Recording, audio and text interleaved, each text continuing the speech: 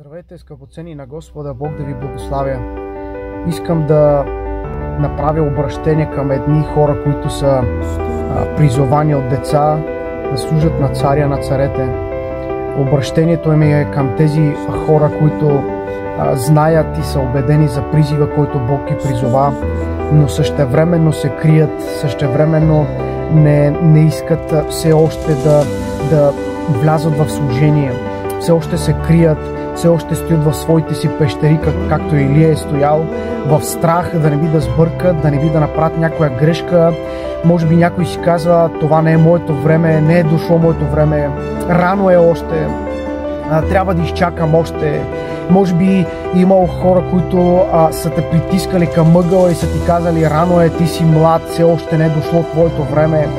И днес насърчавам всеки един от вас, без значение на каква възраст си, Бог те призовава днес, защото някои хора стоят в затвор, някои хора имат нужда от тебе, някои хора се нуждаят да отидеш и да им благовестваш, някои хора се нуждаят да отидеш и да им кажеш благата вест, да закараш добра новина. Някой човек стои в затвор, окован в вериги, в страхове, в бедствия, в трудности и има нужда от такъв човек като тебе.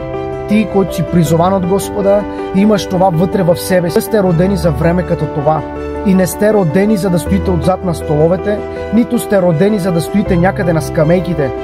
Вие сте избрани, за да може Бог чрез вас да нададе вик в нашия етнос, за да може да изправи млади мъже и жени, които да воюват, да стоят на прелома, да ходатайстват, да се молят и да живеят за Господа. Насърчавам те, приятелю, изправи се и пренебрегни тези страхове и тези неща, които много пъти са те притискали към ъгъла. И може би хора са идвали при теб и ти казаха: не става нищо от тебе, още си млад и какво ли още не. Просто се изправи, защото духът на Господа Йова е на тебе. Защото Той те помаза да благовестваш на кротките, изпратил те да превържаш сърце съкрушените. Ти не си избран за да стоиш на стола. Ти си избран за да воюваш, да побеждаваш, да носиш победи, да нададеш вик в кварталът ни, за да може нашия квартал да се изправи чист и непорочен, да се представи пред Царят на царете. Благославям ви, като ви насърчавам: бъдете като смели лъвове. Издигнете крилата си и започнете да летите в духът, за да може да постигнете онова, което години наред не е било постигнато. Благославям ви, защото вие сте